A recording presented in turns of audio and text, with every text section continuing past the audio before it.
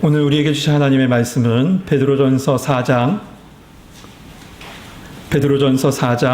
12절에서부터 19절에 주신 말씀입니다.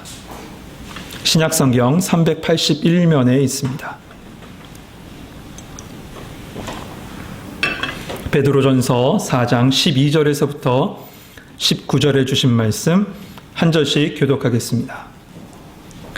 사랑하는 자들아, 너희를 연단하려고 오는 불시험을 이상한 일 당하는 것 같이 이상히 여기지 말고 오히려 너희가 그리스도의 고난에 참여하는 것으로 즐거워하라. 이는 우리의 영광을 나타내실 때에 너희로 즐거워하고 기뻐하게 하려 함이라. 너희가 그리스도의 이름으로 지옥을 당하면 복이 있는 자로다. 영광의 영 곧 하나님의 영이 너희 위에 계심이라. 너희 중에 누구든지 사탄이나 도둑이나 악령이나 나무에 단속하는 자로 고난을 받지 말리로와. 만일 그리스도인으로 고난을 받으면 부끄러워하지 말고 도리어 그 이름으로 하나님께 영광을 돌리라. 하나님의 집에서 심판을 시작할 때가 되었나니 만일 우리에게 원조하면 하나님의 복음을 순종하지 아니하는 자들의 그 마지막은 어떠하며. 또 의인이 겨우 구원을 받으면 경건하지 아니한 자와 죄인은 어디에 서리요. 그러므로 하나님의 뜻대로 고난을 받는 자들은 또한 하늘을 향하기에 그 영혼을 주신 창조주께 떠날까이로다. 아멘. 할렐루야. 오늘도 수요기도에 나온 우리 모든 성도님들에게 거룩한 하나님의 평강과 은혜가 함께하길 소망합니다. 여러분, 옛말에 젊어서 고생은 사서도 한다라는 말이 있습니다. 이 말을 현대 버전으로 하면 아프니까 청춘이다 라고 할 수 있을 것 같아요. 사실 이 말은 이 트렌드 코리아라고 유명해진 서울대 김남도 교수가 쓴 아프니까 청춘이다, 아프리카가 아니에요. 아프니까 청춘이다 라는 책의 제목입니다. 딱 10년 전이네요. 2011년에 센세이션을 일으켰던 책입니다. 그런데 지금 청년들이 이 이야기를 들으면 과연 공감할까요? 그 책이 나온 뒤 약 3년 뒤 2014년에 그 해를 사는 청년들을 들어서 연애, 결혼, 출산을 포기한 3포 세대라고 청년들을 불렀습니다. 그리고 나서 4포 세대, 5포 세대, 그리고 더 많은 것들을 포기한다고 해서 M포 세대라고 불렀어요. 지금 청년들을 향해서 무슨 세대라고 부르는지 아세요? 꿈포 세대라고 합니다. 꿈을 포기한 세대래요. 여러분, 얼마나 안타까워요? 여러분, 우리 청년들, 특별히 우리 청운교회에 속한 청년들을 위해서 기도해 주시기 바랍니다. 이런 청년들에게 기성세대들의 한마디, 아프니까 청춘이야. 이 말 한마디 그들에게 들려질까요? 아프면 환자지 왜 청춘이냐고 화를 낼 겁니다. 하지만 함께 힘들어하고 함께 지쳐하고 함께 같은 길을 걸어가는 친구의 위로는 어떻게 보면 큰 힘, 도움은 되지 않을지 모르지만 다시 일어날 수 있는 계기를 마련해 줄 겁니다. 오늘 본문에서 사도 베드로는 큰 시험을 앞두고 있는 이 그리스도인들, 소아시아의 그리스도인들을 향해서 사망의 고통을 이겨내신 예수 그리스도와 함께 불같은 시험, 불같은 시련을 같이 이겨내자고 권면하고 있습니다. 여러분, 경건하게 살아가는 이 성도들은 정도의 차이는 있지만 모두가 고난을 받습니다. 누군가 이런 얘기를 합니다. 주님이 우리에게 주신 선물이 있는데 하나는 구원의 은혜고 하나는 고난이다 라고 얘기해요. 고난이다. 이처럼 고난은 그리스도인으로서 이 땅에 사는 동안 있는 당연한 일이에요. 그래서 우리는 기도와 말씀으로 매일매일 준비하며 살아가야 합니다. 특별히 마지막 때가 가까울수록요, 감당할 수 없는 오늘 본문의 표현대로 불시험, 불같은 고난이 찾아오기 마련이죠. 이 어둠의 권세는 사력을 다해서 마지막 공격을 하기 때문에 그렇습니다. 이 공격 앞에서 우리가 어떻게 대비해야 될지 그것을 보여주는 말씀이 바로 오늘 본문입니다. 오늘 말씀으로 여러분 단단하게 무장하셔서 어둠의 권세를 이기시고 승리하시는 여러분 되시길 주님의 이름으로 축복합니다. 첫 번째로 핍박당하는 것을 이상히 여기지 말라라고 말씀하고 있습니다. 12절 말씀입니다. 사랑하는 자들아, 너희를 연단하려고 오는 불시험을 이상한 일 당하는 것 같이 여기지 말고. 왜 그리스도인은 박해, 핍박을 당할까요? 여러분 생각해 보셨어요? 왜 그리스도인은 박해를 당하고 핍박을 당할까? 그것은 바로 영이 다르기 때문에 그래요. 영이 다르기 때문에. 안데르센이 쓴 동화 중에 미운 오리 새끼라는 동화가 있습니다. 여러분 잘 아시죠? 그 동화 이야기를 잠깐 하면 어느 연못가에 살던 엄마 오리가 알을 품고 있었습니다. 시간이 지나서 알이 하나씩 깨어나서 새끼 오리들이 다 태어났죠. 근데 그러던 중에 외모가 다른 한 오리 새끼가 태어납니다. 그 오리는 이 다른 오리들과 모습이 다르다는 이유로 이 다른 오리 새끼들과 엄마 오리들에게 괴롭힘을 당하고 무시당하고 따돌림을 당해요. 그래서 이 미운 오리는 이 괴롭힘을 피해서 그 연못에서 빠져나옵니다. 그리고 여러 곳을 다 돌아다니죠. 하지만 가는 곳곳마다 개에게, 고양이에게, 닭에게, 사람에게 무시받고 괴롭힘을 당합니다. 지금이야 인터넷이 있어서 다 올려버리면 다 끝날 텐데. 그렇죠. 요즘 아주 그런 일이 많으니까요. 이 매서운 겨울이 지나고 봄이 됐습니다. 이 못생긴 오리, 못난 오리라고 하는 이 미운 오리 새끼는 먹이를 찾아서 한 호숫가를 찾아가게 돼요. 그때 그곳에 아름다운 백조가 있었고 그 아름다운 백조를 부러운 눈으로 바라보고 있었습니다. 근데 한 백조가 찾아와서 이런 얘기를 하죠. 야, 정말 아름다운 깃털을 가진 백조구나. 너 어디서 왔니? 깜짝 놀란 이 미운 오리는 호수에 비친 자기의 모습을 봅니다. 그제서야 자신이 오리가 아니라 백조인 줄 알아차린 거죠. 그리고 백조들과 함께 잘 먹고 잘 살았다는 이야기입니다. 우리 그리스도인들은 영이 다릅니다. 이 땅은 우리 주 예수 그리스도를 십자가에 못 박은 세상이죠. 그리고 이 세상은 어둠의 권세에 지배받고 있습니다. 그런 세상, 이런 세상에서 하나님의 영을 소유한 자는 미운 오리 새끼 취급당하는 것, 그건 당연한 일이에요. 이것을 구속사의 맥락에서 보면 이렇습니다. 여자의 후손은 뱀의 후손들에 의해서 핍박당하는 것은 필연적인 일이죠. 도리어 핍박당하지 않는 것이 더 이상한 일인 겁니다. 하지만 기억할 것은 반드시 여러분 역전의 날이 찾아온다는 겁니다. 13절 하반절에 보면 이는 그의 영광을 나타내실 때 바로 그 역전의 날이죠. 그날에 너희로 즐거워하고 기뻐하게 하려 함이라. 그러므로 불같은 시험이 내게 찾아와도 이상한 일로 여기지 말라고 오늘 본문에서 말씀하고 있는 겁니다. 두 번째, 핍박을 오히려 즐거워하라 라고 말씀하고 있어요. 13절 말씀인데요. 오히려 너희가 그리스도의 고난에 참여하는 것으로 즐거워하라. 이는 그의 영광을 나타내실 때에 너희로 즐거워하고 기뻐하게 하려 함이라. 이 베드로전서를 통해서 가장 많이 등장하는 단어가 세 가지가 있습니다. 하나는 고난이란 단어고요. 두 번째는 즐겁다 혹은 기뻐하다라는 단어예요. 마지막 세 번째 단어는 소망이라는 단어입니다. 근데 이 세 단어가 어떤 연관성이 있을까? 그것은 이거예요. 고난 중에서 즐거워할 수 있는 이유는 바로 소망이 있기 때문이다. 우리는 살아있는 소망이 있기 때문에 그 소망으로 말미암아 고난이 와도 핍박이 와도 즐거워할 수 있다는 겁니다. 이에 대해서 오늘 본문에서 자세하게 이야기해 주고 있어요. 그것은 첫 번째로 그리스도의 고난에 참여하기 때문이다 라고 얘기하고 있죠. 우리가 고난 중에서도 즐거워할 수 있는 이유가 바로 그리스도의 고난에 참여하기 때문이라는 거예요. 여러분, 고난 자체는 그렇게 즐거운 것이 아니죠. 즐겁다고 하는 것이 더 이상할 거예요. 고난 자체는 위대한 것도 아닙니다. 도리어 기분 나쁘고 고통스럽기만 합니다. 하지만 고난을 통해서, 핍박을 통해서 그리스도의 고난에 참여함으로 우리는 기뻐하라라고 말씀하고 있는 거예요. 고난을 참여하기 때문에, 그리스도의 고난을 참여하기 때문에 기뻐하라.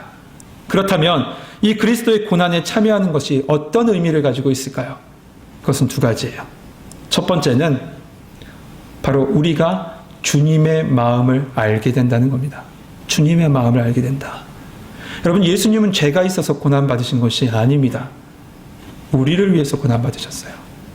베드로전서 2장 24절에 말씀한 것처럼 친히 나무에 달려 그 몸으로 우리 죄를 담당하셨으니 이는 우리로 죄에 대하여 죽고 의에 대하여 살게 하려 하심이라. 오직 하나님의 의와 우리를 구원하시기 위한 고난이셨던 거죠. 우리가 그리스도인이라는 사실 하나로 억울한 일을 당하고 애매한 고난을 당할 때 그 속에서 바로 우리는 주님의 기쁘신 마음을 알게 된다는 겁니다. 이것이 첫 번째 의미예요. 두 번째 의미는 주님과의 깊은 교제를 할 수 있는 시간이라고 말씀하고 있습니다. 이 찰스 스펄전 목사님 아시죠? 그 목사님이 병상에 있을 때 격려하러 온 사람들, 그 사람들이 목사님 어떠세요? 라고 하면 꼭 이런 말을 하셨답니다. 당연히 아프죠. 너무 고통스럽습니다. 그러나 제 고통보다 주님이 제게 더 가까이 계십니다. 제 고통보다 주님이 제게 더 가까이 계십니다. 고통보다 주님이 더 가까이 계신데요. 그리고 말할 수 없는 사랑과 격려로 우리에게 말씀하시죠. 요한복음 16장 33절에 이것을 너희에게 이르는 것은 너희로 내 안에서 평안을 누리게 하려 함이라. 너희가 세상에서 환난을 당하나 담대하라. 내가 세상을 이기었노라. 세상에서도 이 성공의 키워드 중에 하나가 격려라고 해요. 그래서 교육학에 보면 이 격려에 관한 교육학적 논의가 많이 이루어집니다. 사람의 격려로도 쓰러진 한 사람을 세웁니다. 그런데 주님과의 깊은 교제 속에서 듣는 격려, 그 격려는 우리로 하여금 하나님 나라로 갈 수 있는 힘을 주는 것이에요. 바로 고난에 참여하는 것, 그것을 통해서 더 깊은 만남, 더 깊은 교제, 더 깊은 격려를 받게 되는 것입니다. 이것이 바로 그리스도의 고난에 참여하는 의미인 것입니다. 두 번째 보면 고난 중에 즐거워할 이유를 이렇게 얘기합니다. 영광의 날에 받을 상급이 있기 때문이다 라고 말씀해 주고 계세요. 고린도후서 4장 17절 말씀 보면 우리가 잠시 받은 환난에 경한 것이 지극히 크고 영원한 영광에 중한 것을 우리에게 이루게 하려 함이니, 환난에 경한 것이 영원한 영광에 중한 것을 이루게 한답니다. 여러분, no pain, no gain이라는 얘기가 있죠. 고통이 없으면 얻는 것도 없다. 한 성경학자는 이런 얘기를 합니다. 고난과 영광은 쌍둥이다. 고난과 영광은 쌍둥이다. 그러나 우리는 이렇게 생각해요. 영광은 탐해요. 하지만 고난은 피하길 원하죠. 그것이 우리의 마음일 것 같아요. 하지만 영광과 고난, 그것이 함께한다는 사실을 오늘 13절 말씀을 통해서 우리에게 가르쳐줍니다. 이 말씀은 다시금 우리에게 이렇게 말씀하고 있는 거예요. 지금 고난받고 있는 우리 사람들에게 주님께서 장차 오실 그 순간에 그 영광 속에 우리가 같이 참여할 것이니 그 약속을 믿어라 라고 말씀해 주고 있는 겁니다. 로마서 8장 17절에 자녀이면 또 상속자요 곧 하나님의 상속자요 그리스도와 함께한 상속자니 우리가 그와 함께 영광을 받기 위하여 고난도 함께 받아야 할 것이라. 이와 같이 우리 영광의 날에 받을 상이 크므로 고난 중에서 기뻐할 수 있다라고 오늘 사도 베드로는 우리에게 말하고 있는 겁니다. 이것이 두 번째 이유입니다. 세 번째, 성령의 특별한 임재를 경험한답니다. 그 말씀은 14절에 나옵니다. 우리 14절 말씀 한번 같이 읽겠습니다. 14절입니다. 시작.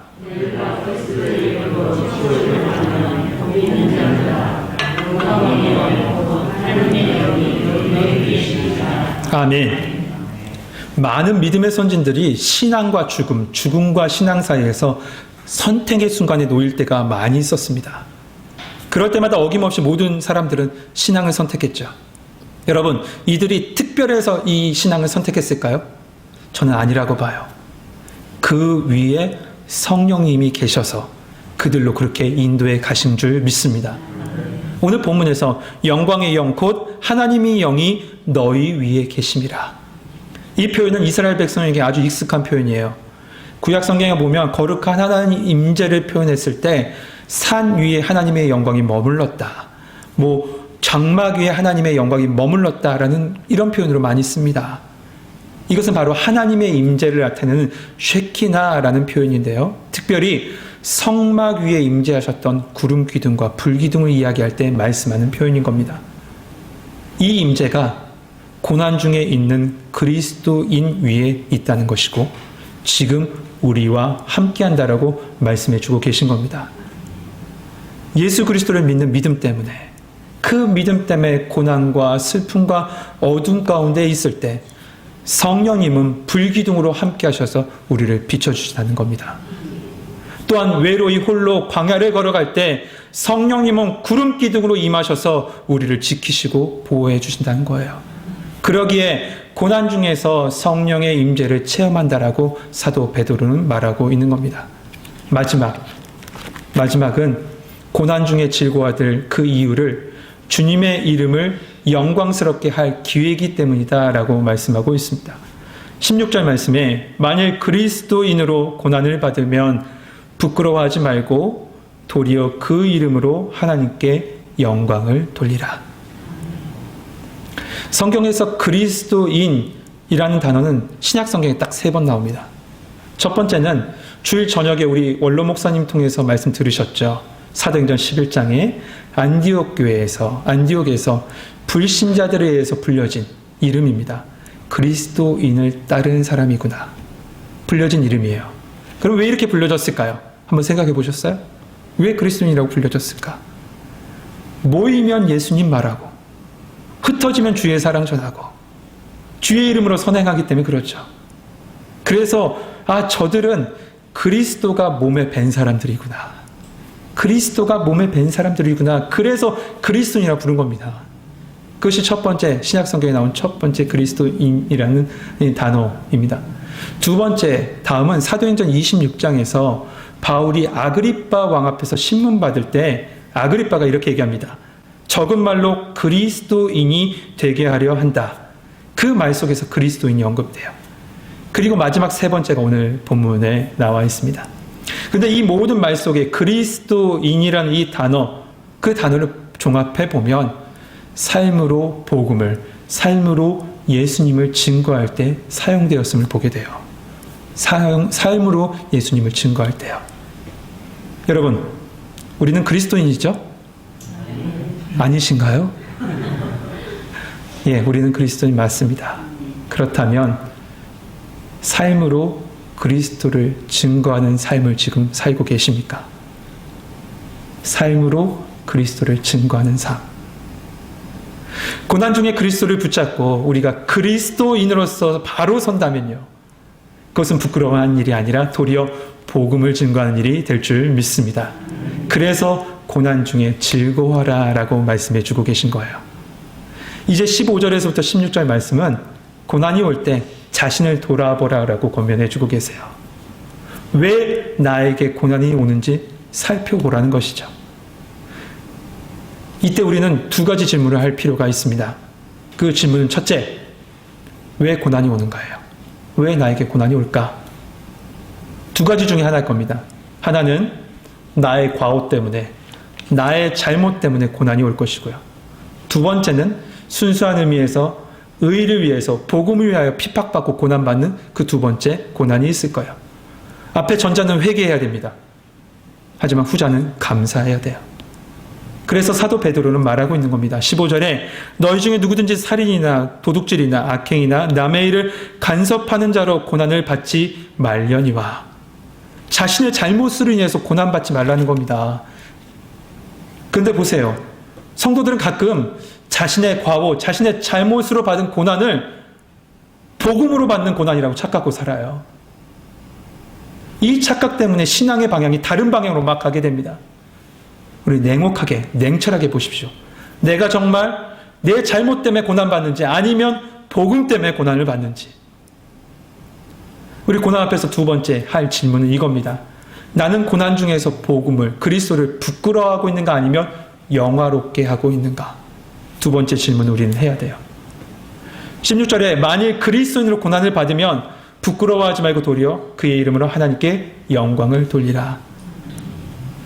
사실 이 말씀을 쓴 베드로, 이 베드로는 고난 중에서 누구보다 많이 예수님을 부끄러워했던 사람이고 예수님을 부인했던 사람이죠. 이러한 자신의 실패를 알기 때문에 지금 소아시아의 성도들에게 편지를 쓰면서 나의 전철을 밟지 마세요. 나의 전철을 밟지 마세요라고 지금 쓰고 있는 겁니다. 우리는 어떻습니까? 고난 앞에서 그리스도를 부끄러워하고 계십니까? 혹은 원망만 하고 있지는 않습니까? 그러나 반대로 고난 중에서 믿음으로 이겨낸다면요, 세상 사람들이 이렇게 얘기할 겁니다. 예수님이 누구시기에 저 상황 속에서도 그렇게 그것을 예수님을 붙잡고 살아가는가?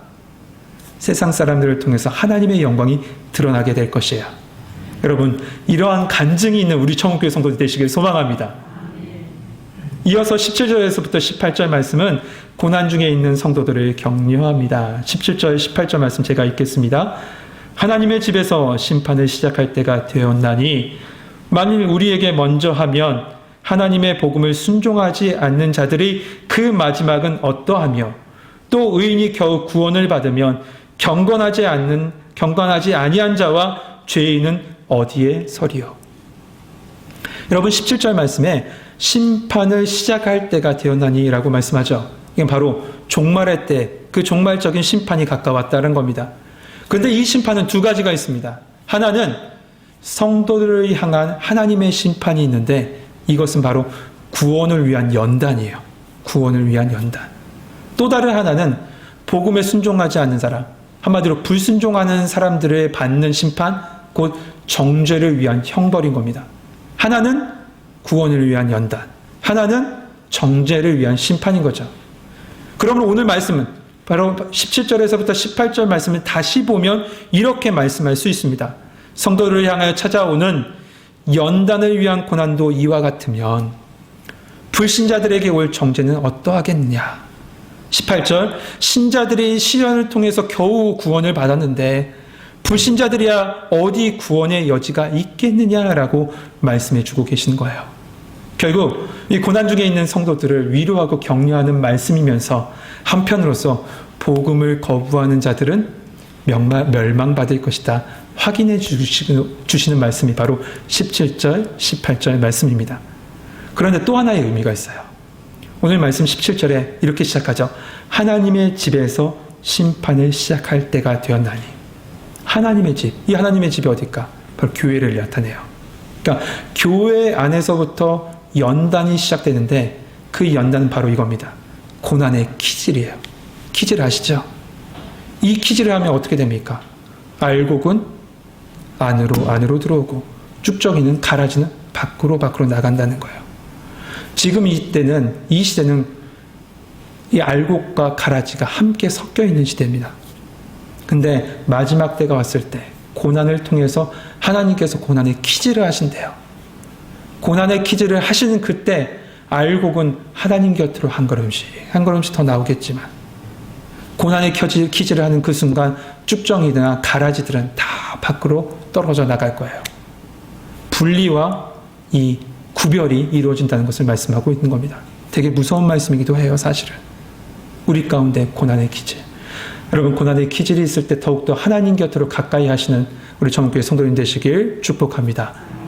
또한 불신자를 향해서 말씀하고 있기를 그들에게도 선교가 필요하다. 전도가 필요하다. 예수 그리스도가 필요하다. 그들이 그렇게 멸망하는 것을 보고 있어야 되겠니?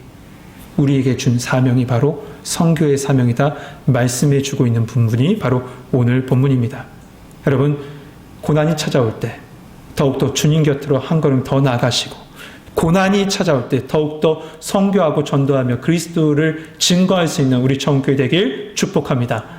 이제 마지막으로 이 베드로는 고난 중에 있는 그리스도를 향해서, 그리스도인들을 향해서, 그리고 이 말씀을 읽고 있는 우리를 향해서 마지막 당부를 합니다. 그 당부는 이거예요.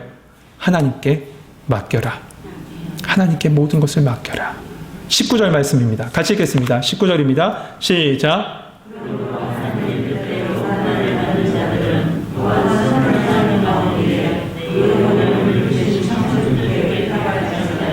아멘. 사랑하는 성도 여러분, 우리는 고난 앞에서 불평하고 고난 앞에서 불편해하고 고난을 이상한 일 당하는 것처럼 여깁니다.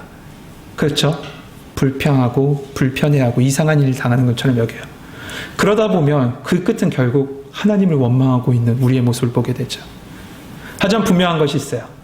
우리는 다 이해할 수 없지만 하나님은 그 고난 속에서 놀라운 계획과 인도하심을 펼쳐나가고 계신다는 사실입니다. 그리고 그 고난 속에서 말씀하시기를 믿음으로 오직 주님만 의뢰하고 의탁해라. 지금 말씀해 주고 계신 겁니다. 이 베테랑 어부인 베드로, 그 베드로는 밤새도록 갈릴리 호수에서 고기를 잡았지만 잡지 못했죠. 그때 예수님께서 말씀하시자 예수님의 말씀을 의지하여 그물을 내렸을 때 그물이 찢어질 정도로 고기가 잡혔습니다. 여러분, 보잘것없는 어린아이의 점심, 그 점심을 주님께 완전히 맡겼을 때 주님은 그것으로 오병이의 역사를 이루셨어요. 여러분, 고난 중에 우리가 해야 될 것은 예수님께서 마지막 십자가상에서 말씀하신 내 영혼을 아버지께 부탁하나이다. 모든 것을 하나님을 의지하고 의탁하셨던 예수님처럼 내 생각 다 내려놓고 오직 하나님을 의지하고 오직 예수 그리스도만 바라보고 의지해야 될 줄 믿습니다. 그때 우리에게 승리를 주시는 거예요. 그때 우리 하나님께서 인도해 주시는 경험을 하게 될 것입니다. 잠언에 말씀합니다. 너는 마음을 다하여 여호와를 신뢰하고 내 명철을 의지하지 말라. 너는 범사의 그를 인정하라. 그리하면 내 길을 지도하시리라. 오직 주님께 모든 것을 의탁할 때 주님께서 승리를 주십니다. 그리고 승리 주신 하나님, 그 하나님은 성령을 통해서 우리를 인도하여 주실 줄 믿습니다. 여러분의 생애 가운데 승리를 주시며 성령님의 인도하심에 함께하는 정은교회 성도 되길 주님의 이름으로 축복합니다. 기도하겠습니다. 은혜로우시고 사랑이 많으신 하나님, 고난 가운데 매일 좌절하고 쓰러져 있는 우리의 모습을 보게 됩니다. 고난의 그 뜻은 바라보지 못하고 원망하고 불평하며 이상한 일처럼 여겼던 우리, 오늘 말씀을 통해서 다시 한번 붙잡으오니 더욱더 믿음으로 주 예수 그리스도 십자가 붙잡게 하시고 그분만 의지하게 하여 주옵소서. 내 힘으로는 이 고난을 이겨내지 못합니다. 성령님 함께해 주십시오. 우리를 인도하여 주옵소서. 그래서 결국 승리함으로 하나님께 영광 돌리는 우리 정교회 성도들 되게 하여 주옵소서. 예수 그리스도의 이름으로 기도하옵나이다. 아멘.